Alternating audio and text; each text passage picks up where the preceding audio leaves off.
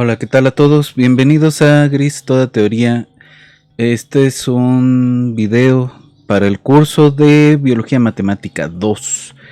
Estamos ya empezando el cierre del curso y para terminar quisiera hablar un poco sobre algunas enfermedades que tienen que ver con el sistema inmune. Hoy quisiera hablar un poquito sobre VIH, sobre SIDA, concretamente, la transmisión del VIH, cómo necesitamos un poco entender la inmunología básica para entender cómo se propaga eventualmente cómo se propaga el virus y cómo se produce la enfermedad. Entonces es una enfermedad producida por el virus de inmunodeficiencia humano, que es un virus de ARN, que utiliza un mecanismo que se llama la transcriptasa reversa para infectar el ADN, producir una proteína que hace que todas las células T en el sistema inmune pues sean fábricas de viriones. Ese mecanismo, por eso es que se llaman el retrovirus. Entonces, esto es una enfermedad que se reportó por primera vez en los años 80, que se le adjudicó en su momento a la población homosexual y que pronto se vio que no era una condición de las prácticas homosexuales, sino de, en general, prácticas sexuales desprotegidas, ¿no? Pues en principio, si las primeras enfermos aparecieron en los 80, se puede rastrear las primeras infecciones en los 70s o en los 60s, ¿no? Es una enfermedad que tiene un periodo de espera para el desarrollo de los síntomas más fuertes alrededor de 10 años, ¿no? Entonces vamos al pizarrón y continuamos platicando de esto. Y bueno,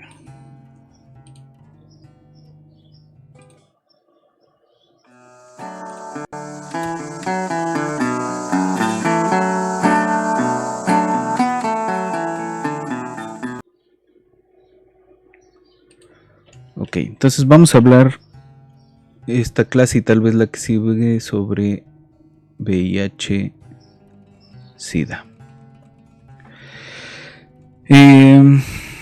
Y sobre todo me interesa hablar sobre la relación con la inmunología, ¿no?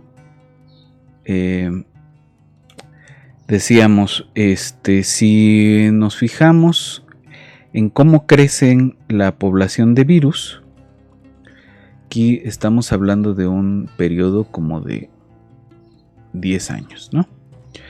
Lo que va a ocurrir es que cuando tienen la infección inmediata, hay un pico, ¿no? Entonces hay mucha gente que reporta una gripe o una infección estomacal súbita, muy fuerte, y después como que no pasa nada, ¿no?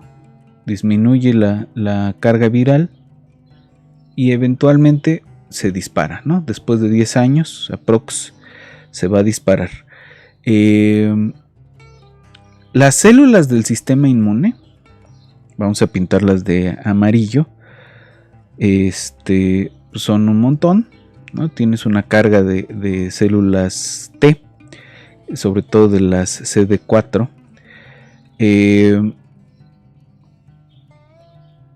Y en este pico se va a caer, ¿no? Aquí es donde el virus empieza a obligar entre comillas, ¿no? Transforma el mecanismo de estas células T para producir los viriones. Entonces, cuando alcanzan su pico, cuando estas empiezan a crecer y luego bla. Y hay ciertos anticuerpos que se producen específicos contra el VIH, ¿no? Pero la mayoría de las veces no alcanzan a cortar este pico, ¿no? Entonces, ahí tenemos. En verde los anticuerpos, en amarillo las células T y en rojo los viriones. Esa es una cosa típica. Entonces, después de 10 años es que aparece aproximadamente los síntomas de la enfermedad. Y digamos, si hay ahora ya tratamientos, ¿no?, con antirretrovirales que muchas veces se inician una vez que se diagnostica, ¿no? Ya se tienen pruebas diagnósticas muy efectivas, y pues de lo que se trata es de reducir o de aplanar esta curva, ¿no? Tratar de que la aparición de los síntomas sea más tardía. Entonces, bueno,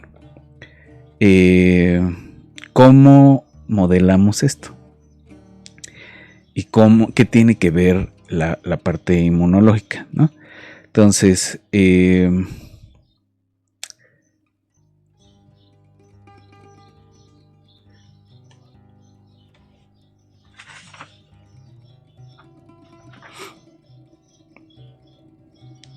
digamos, las células, las partículas de virus, ¿no? El virus, ¿cómo va a cambiar? Entonces, de acuerdo con los estudios que se han hecho de esta enfermedad, que finalmente lo que hace es acabar con el sistema inmune, y la gente que desarrolla el síndrome de inmunodeficiencia adquirida, pues acaba muriendo de una gripe o de una infección estomacal o de alguna cosa de esas. Desarrollan, de hecho, formas de cáncer no son muy agresivas, como el sarcoma de Kaposi, ¿no? Entonces, ¿qué es lo que hace el virus con las células inmunes? Entonces, un primer acercamiento es una ecuación de este estilo. Tenemos P menos CP. Esta P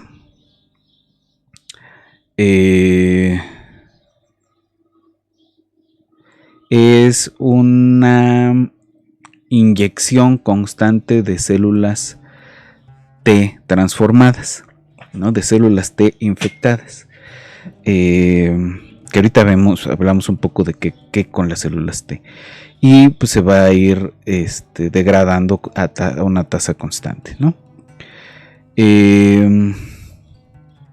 La P aproximadamente es del orden de 10 a la 10 viriones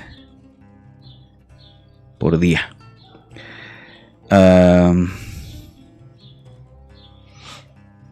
Entonces, de aquí pues no hay como mucho chiste, ¿no? Los viriones van a crecer, la población de virus va a crecer como una exponencial.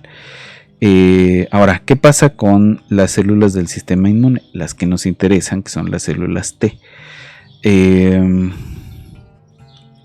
Entonces aquí vamos a tener dos poblaciones, ¿no? Las T son las células sanas y las T estrellita, que son las células infectadas, ya transformadas, ¿no? Estas, ¿cómo van a cambiar? Va a ser S menos una D por T menos K por B por T, ¿no? Entonces, fíjense cómo la tasa de infecciones la estamos pensando como ley de acción de masas. Que aquí a lo mejor hace un poco más de sentido porque estamos hablando de poblaciones de células. Ahora, ¿Qué va a pasar después de la infección?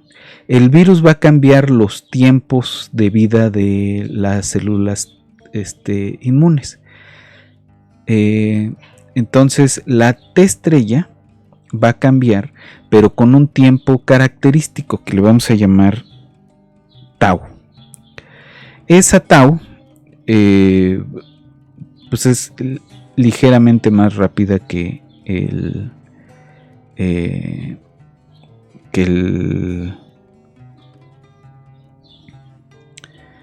¿cómo se dice esto? Que las células sanas, ¿no? Entonces, esto va a ser estas, ¿no? KVT menos una tasa de mortalidad que también es propia, ¿no? Porque va a cambiar los tiempos naturales de esto. Entonces aquí podemos reescribir esta P, en vez de tenerla constante, la vamos a escribir como algo en términos de la T estrellita, ¿no? Tenemos la población completa por la delta T estrellita menos C por B. Y esas son la inyección de nuevas células inmunes, ¿no? Entonces, bueno, es un sistema de 3 ecuaciones relativamente sencillo, con el que podemos jugar bastante tranquilos, que podemos adimensionalizar, que podemos nada más preocuparnos, por ejemplo, de la T estrellita y la B, y demás, ¿no? Ahora, ¿qué cosas son las células T? ¿No? O sea, este primer modelo es un modelo muy sencillo, un poco chafa, pero bueno. ¿Qué pasa en el sistema inmune? ¿De qué se compone el sistema inmune? Pues vamos a tener, esto esquemáticamente. Entonces, las células inmunes son un montón de tipos de célula, de poblaciones de células, y básicamente nos van a interesar dos grandes conjuntos de estas células, que son las células rojas y las células blancas.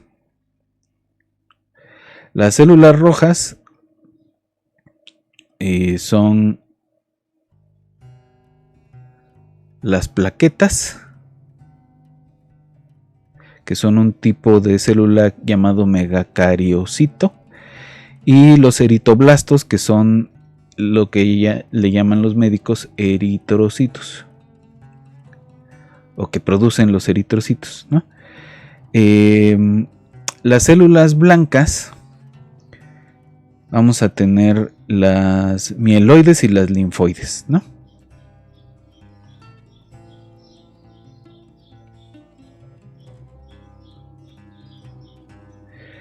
Dentro de las linfoides vamos a tener células B y células T. Las B, que corresponden a la médula, y la T, que corresponde al timo.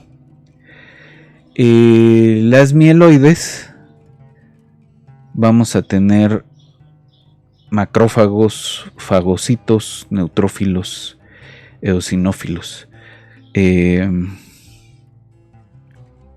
Macrófagos, fagocitos, eosinófilos. ¿Qué otra cosa? Neutrófilos, ¿no? Neutrófilos. Entonces, estas células linfoides marcan a las externas, y las mieloides van a fagocitar ahora sí a las lo que consideran amenazas externas, ¿no?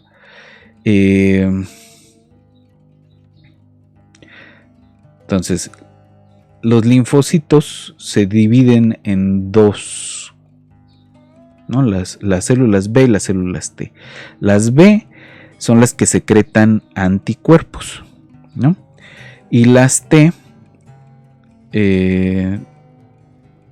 su función es interactuar con otras células. Y tenemos las citotóxicas y las ayudantes, digamos, ¿no? Auxiliares, las T auxiliares. Las auxiliares expresan un marcador que es el CD4, que actúa a través de la secreción de linfocinas que promueven la diferenciación de las células B en anticuerpos, ¿no?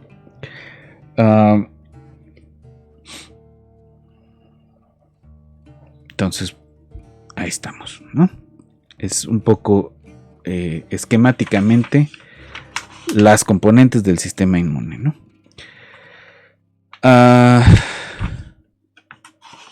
¿Qué pasa cuando tenemos presencia del virus de inmunodeficiencia humano? Pues van a cambiar a las células T, las CD4, y entonces esas células T van a empezar a producir viriones, pero entonces eventualmente el sistema inmune aprende a detectar lo que está pasando y se ataca a sí mismo, ¿no? Las células inmunes atacan a las células inmunes, ¿no? Los mieloides atacan a las células T, y entonces se genera un ciclo de retroalimentación negativa que aniquila toda posible respuesta inmune. Ahora, ¿cómo podemos modelar de alguna manera la respuesta inmune?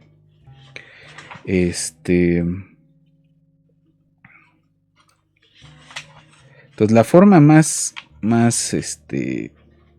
simplona, digamos, es modelar la respuesta inmune como una sigmoide, ¿no? Como una cosa de activación-inhibición.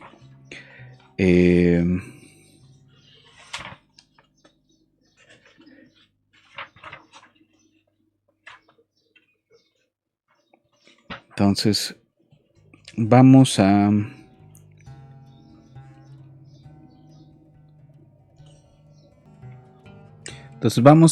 ver algunas maneras de cuantificar la respuesta inmune, ¿no? Entonces, un primer acercamiento es lo que se llama la formación Rosetta.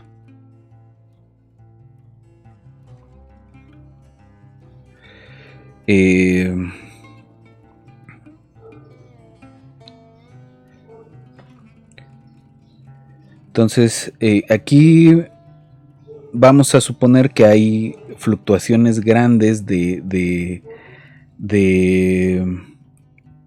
tamaño de la población, y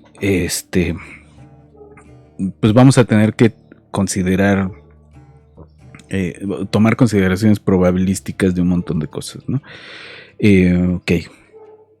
Entonces, esta es una idea de cómo medir la densidad de receptores en una superficie de macrófagos, de linfocitos macrófagos.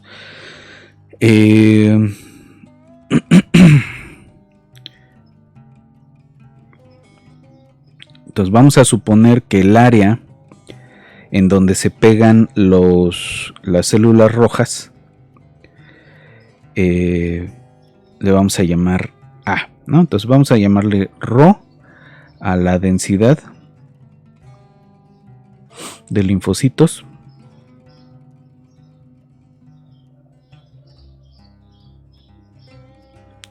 Vamos a llamarle A al área de adhesión.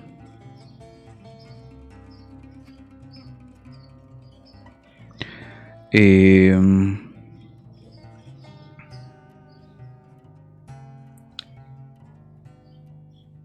entonces el número de receptores, vamos a llamarle lambda. Es el número de receptores. Se va a escribir como Rho por A. ¿No? Tienes tantos linfocitos con esta área de donde se pueden pegar. Ahora, ¿cuál es la probabilidad de que haya exactamente S receptores en esa área? Entonces, la PS es la proba de hallar S receptores en tal área.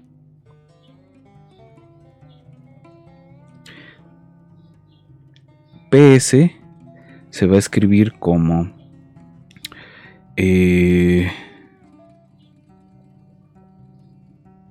N, ahorita vemos quién es esa N, a la S, Rho delta a la S, 1 menos Rho delta a la N menos S, ¿no? Es esencialmente una Poisson, ¿no? En el límite, ¿no? Ahora, ¿quiénes son delta y N? N por delta va a ser exactamente A, ¿no? Entonces es como separar el área A en pedazos, ¿no? En N pedazos que tienen área delta.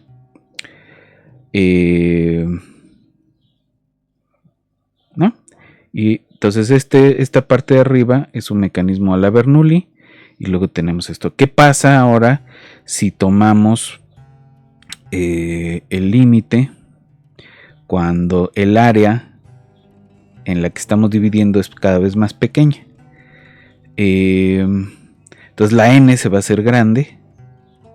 Y esto nos va a dar P por toda el área a la S, ¿no?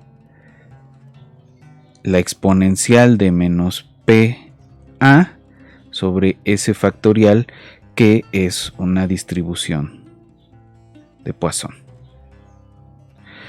Entonces, usando esa distribución de Poisson, vamos a tener un aproximado de cómo está la prueba de tener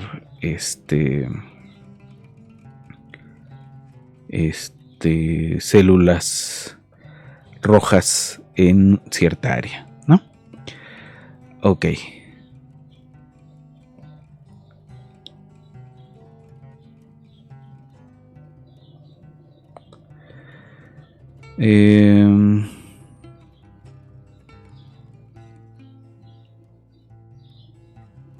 ¿No? Ahora, la probabilidad de que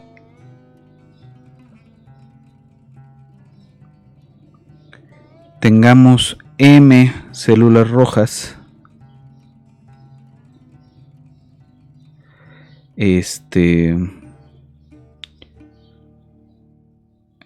adheridas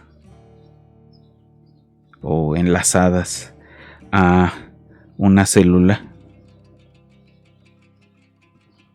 dada, ¿no? Vamos a suponer que, suponiendo que tiene la célula un área S. Vamos a hacer una M mayúscula que va a ser el área de adherencia de las células rojas sobre, el área de toda la célula dividido por el área de adherencia. Ahora, entonces la prueba esta ¿Cómo la cuantificamos? Pues necesitamos preguntarnos cuáles son las posibles combinaciones de esta M, que representa el área efectiva donde se pueden pegar, sobre la M chiquita. Entonces esta es M factorial sobre M menos M factorial por M factorial. Y la proba pues va a ser M, las combinaciones de M en M, P a la M, 1 menos P a la M menos M, ¿no?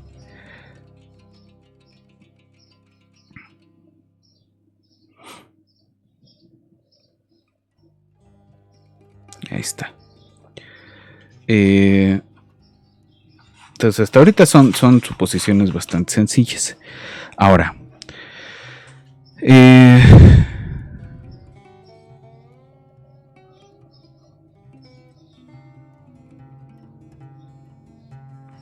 vamos a tener que hablar acá de absorción.